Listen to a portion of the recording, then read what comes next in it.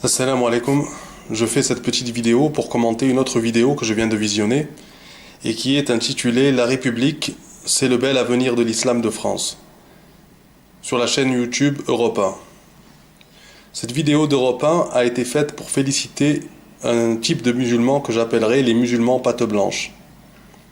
Pour les féliciter d'avoir défilé en réponse à ce qui nous a été présenté comme un attentat djihadiste contre deux policiers. Après l'assassinat de Jessica Schneider et de Jean-Baptiste Salvin par un djihadiste à Magnanville, des milliers de musulmans ont défilé ce week-end à Mantes-la-Jolie, défilé contre la barbarie. Oui, c'était magnifique et il était temps qu'ils le fissent. Donc pour les féliciter, ces musulmans patte blanche, mais aussi pour les humilier. Je m'explique. La vidéo est présentée comme un mini-débat entre les deux intervenants dans le but de définir ce défilé de musulmans. L'un opposant des arguments contre ce défilé à l'autre qui, lui, le défend.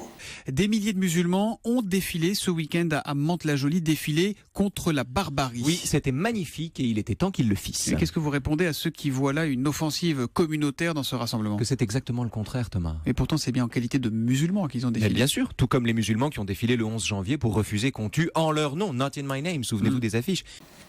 Tout mon propos est de dire qu'ici, et comme dans un couple, le couple étant ici la République et les musulmans patte blanche, le dominant dans le couple, c'est-à-dire la République, soigne l'image de son partenaire, patte blanche, que l'on accuse de tous les vices. La République, incarnée par les intervenantes d'Europe 1, s'est donné le rôle du bon protecteur, sachant reconnaître du haut de sa perfection les qualités de ces musulmans patte blanche que l'on voudrait salir injustement. Elle a en fait un projet pour eux et un projet pour toute la France. Pour eux, elle veut, comme le ferait un bon prof, encourager un certain type de comportement.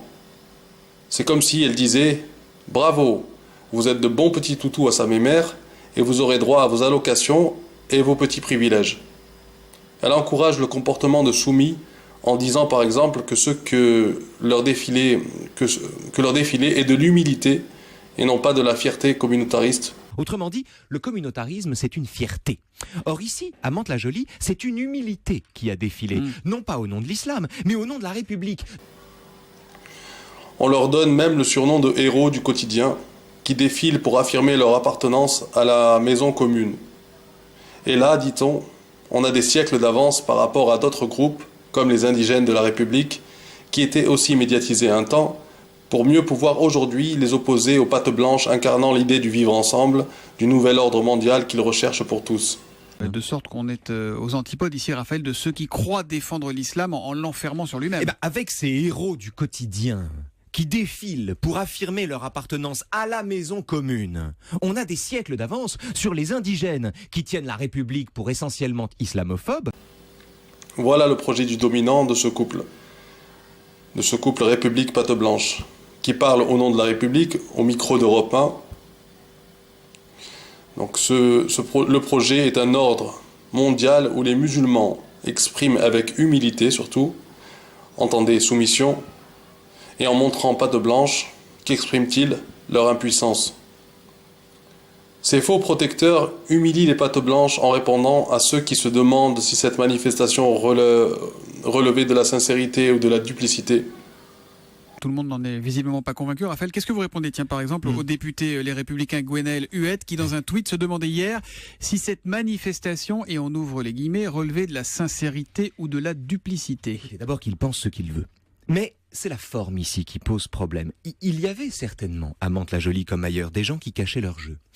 Mais faire peser sur tous les participants le soupçon d'endormir délibérément l'opinion publique, de façon, citation, à ce que d'autres attentats puissent être commis, prêter à une foule entière l'intention collective de préparer le terrain pour les crimes à venir, laisser entendre que le rassemblement de Mantes-la-Jolie était peut-être en réalité, dans son ensemble, c'est ça le problème, une vaste arnaque musulmane. Bref, sous-entendre qu'être musulman, c'est être l'allié objectif de Daesh, est un aveuglement qui se vit comme une lucidité, mais relève uniquement du racisme. Pensez ça, c'est absolument dégueulasse. La morale de l'info? La morale de l'info, c'est que la République, peut-être, c'est le bel avenir de l'islam de France. Et ben voilà, tout est dit en une phrase. Vous remarquerez qu'il n'y a que pour les arabo-musulmans que l'on s'autorise ce genre de réflexion. C'est-à-dire, on s'autorise de penser, alors ils sont sincères ou hypocrites? Sincères ou fourbes? Ce n'est pas une défense. C'est une insulte faite à ces milliers de pattes blanches. c'est qu'on veut encore perpétuer l'image du musulman au double discours, vicieux, qui cache ses intentions. Il faut être vraiment au bout du rouleau pour être satisfait d'une telle défense.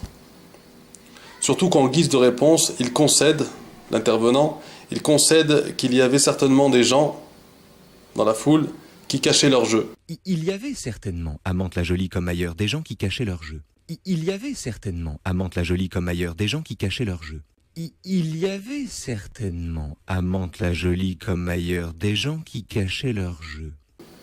Mais que le soupçon ne pouvait pas peser sur toute la foule. Il est sympa. Enfin voilà, tout ce que j'avais à dire sur cette énième humiliation qui prend de mon point de vue l'allure d'une marche forcée, bien calculée, vers la religion mondialiste, où les religions ne sont plus que des saveurs exotiques, sans fond, complètement subverties par les valeurs et plans maçonniques subtilement appliqués au quotidien. Wassalamu alaikum.